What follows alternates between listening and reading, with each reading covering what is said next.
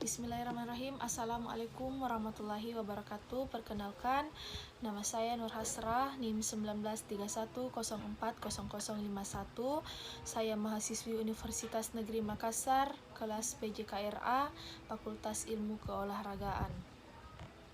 Nah, di sini saya akan menjelaskan hasil PowerPoint materinya tentang psikologi olahraga. Nah, pada bab 1 pendahuluannya itu A. Sejarah psikologi olahraga. Pertama, perkembangan psikologi olahraga.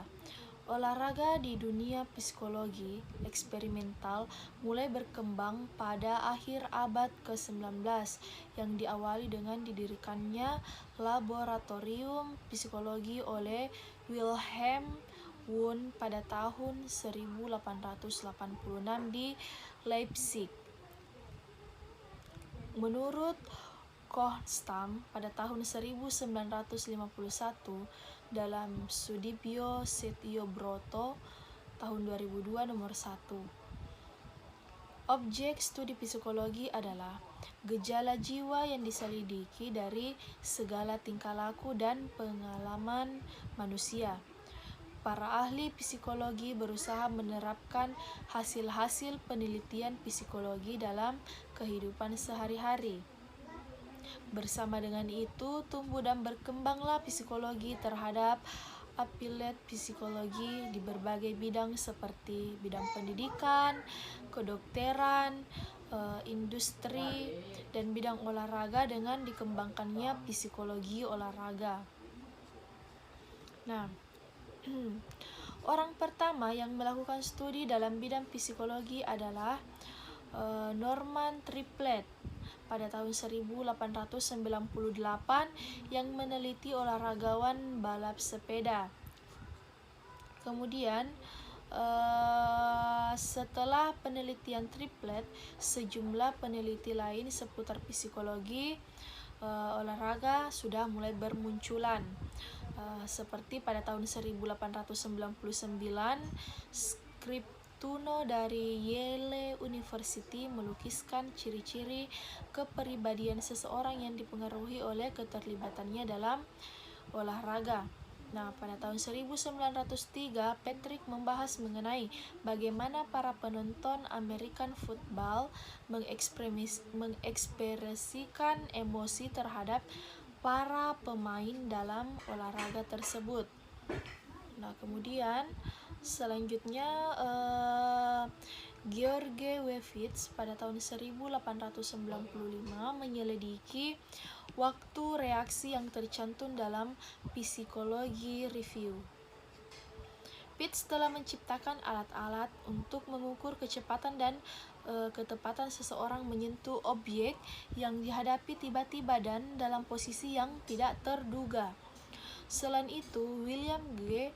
Anderson, tokoh pendidikan jasmani dan pendiri American Association for Health, Physical Education, Recreation, and Dance, bereksperimen mengenai mental praktik, transfer of training, and transfer of muscular strength. Kemudian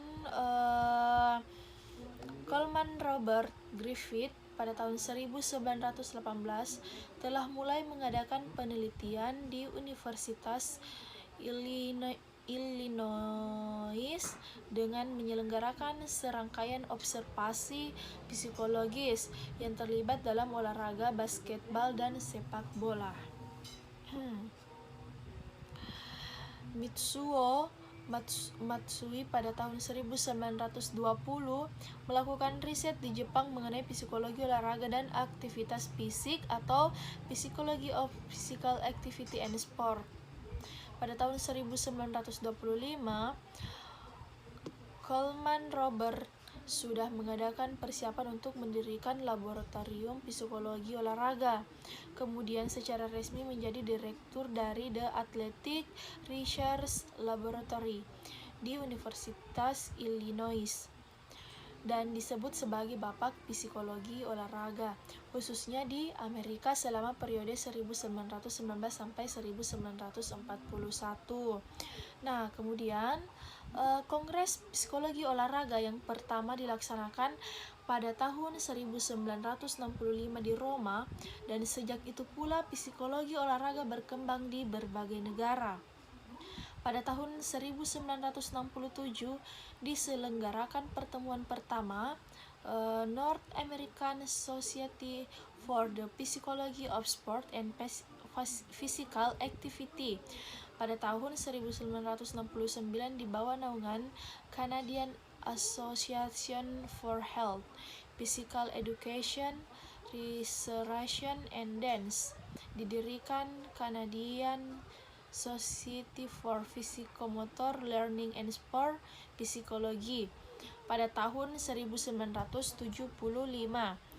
Subdivisi dari American Health, Physical Education, Recreation and Dance resmi didirikan untuk mempromosikan psikologi olahraga dalam program pendidikan jasmani. Lembaga ini dikenal sebagai Sport Psychology Academy. Nah, pada saat Olimpiade tahun 1988, psikologi olahraga pertama kali diikutsertakan dalam kontingen USA. Pada tahun 1992, Australia mengembangkan program sertifikasi untuk praktisi psikolog yang bekerja sebagai psikolog olahraga. Dewasa ini, dunia psikologi olahraga semakin dikenal dengan adanya International Society for Sport Psychology yang memiliki ribuan anggota yang tersebar di seluruh dunia, termasuk di negara kita, negara Indonesia. Kemudian kita bahas nomor 2, perkembangan psikologi olahraga di Indonesia. Di Indonesia, kegiatan psikologi olahraga belum berkembang secara luas. Pada tahun 1992, PBSI mengadakan Robert N. Singer, mantan Presiden International Society for Sport Psychology dan Universitas of Florida, tahun 1997, Fakultas Psikologi Universitas Tarumanegara mendatangkan Daniel Gould untuk memberikan ceramah kepada para pelatih dan pejabat Teraskoni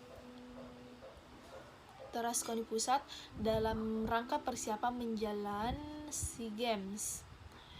Menurut Monty P. Setedharma dalam Singgide Gunarsa tahun 2008 nomor 20, psikologi olahraga Indonesia merupakan cabang psikologi yang amat baru, sekalipun pada prakteknya kegiatan para psikologi di dalam berbagai cabang olahraga di Indonesia telah berlangsung beberapa lama atau beberapa tahun lamanya. Secara resmi, Ikatan Psikologi Olahraga di Indonesia yang berada di bawah naungan Himpunan Psikologi Indonesia baru dibentuk pada tanggal 3 Maret tahun 1999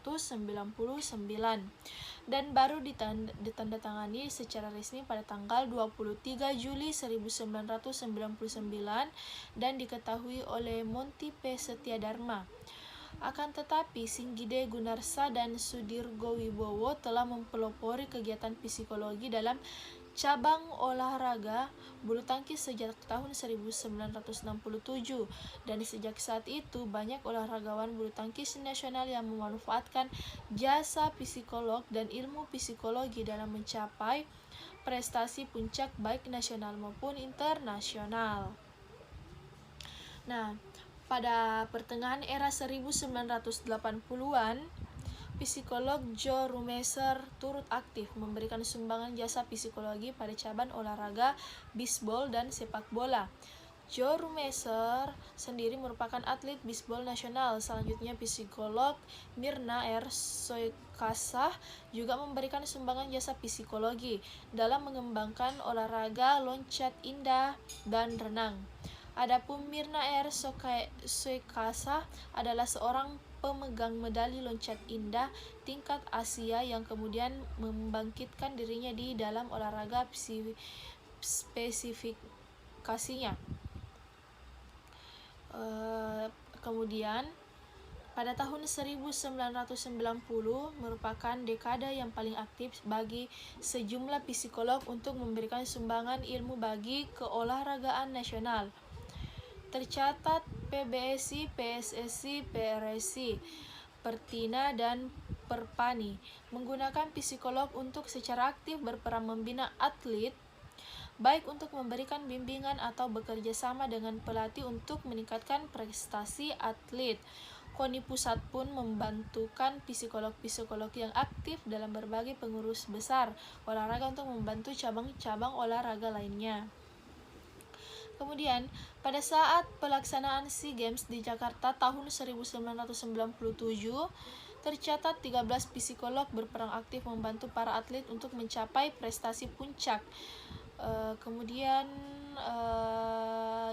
Yakni pertama Singgade Gunarsa, 2 Monty P. Setiadharma, ada Enoch Makrum, Mirna Esekasi, Surastuti Nurdadi, Rosa Hertamina, Faisal Latif, Gunawan Wardani, Ari Purwoto, Ning, dan Wismaningsi. Para psikologi ini bertugas untuk melakukan seleksi, evaluasi, konseling, dan melakukan pelatihan mental serta terapi.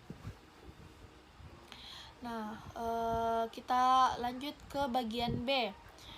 Penelitian tentang psikologi olahraga.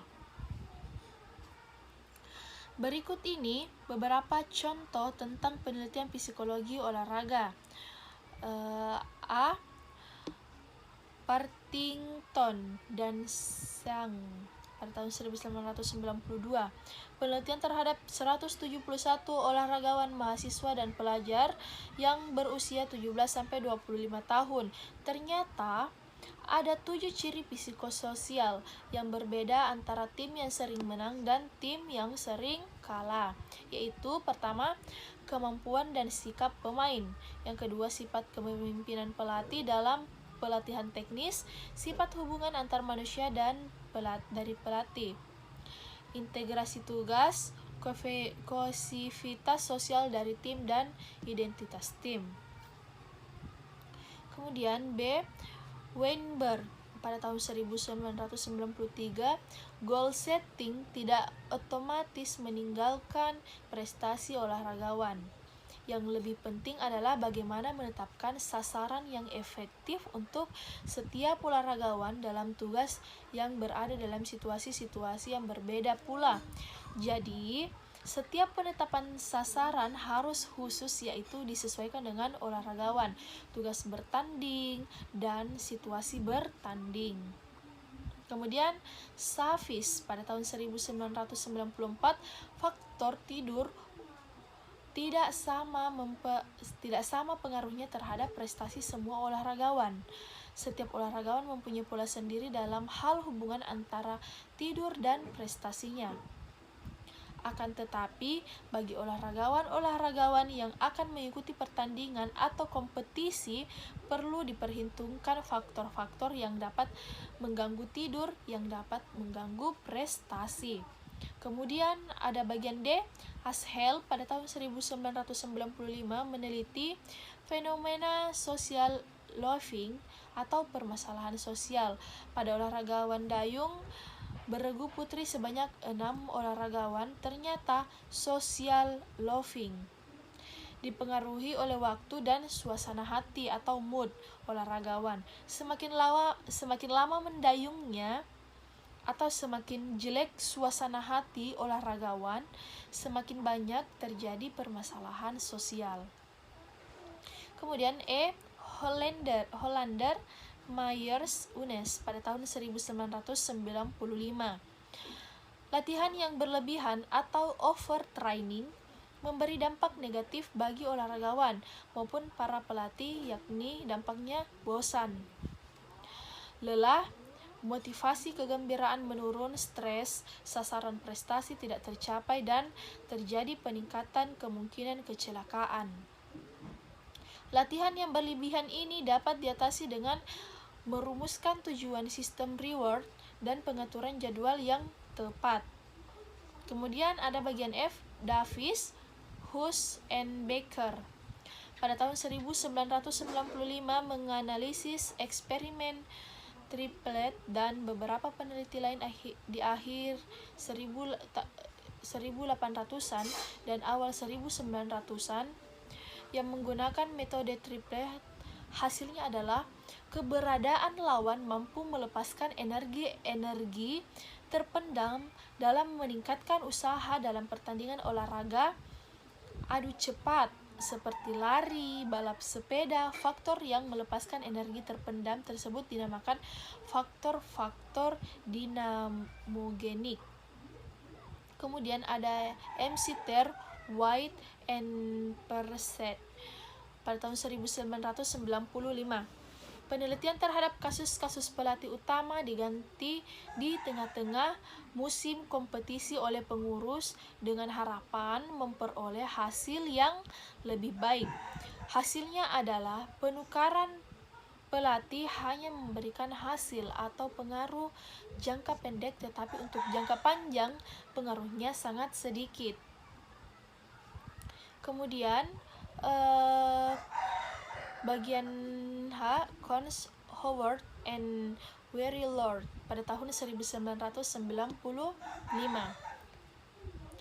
Penelitian mengenai pengaruh pertandingan football terhadap disiplin asrama mahasiswa di beberapa universitas antara tahun 1988 sampai 1903.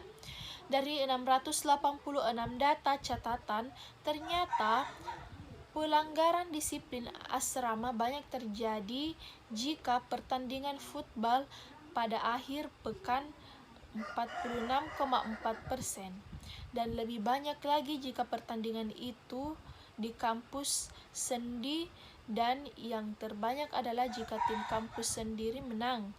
Akan tetapi, perlu dicatat bahwa 51,8% dari pelanggaran disiplin adalah peminum alkohol. Nah, cukup sekian penjelasan dari saya. Wassalamualaikum warahmatullahi wabarakatuh.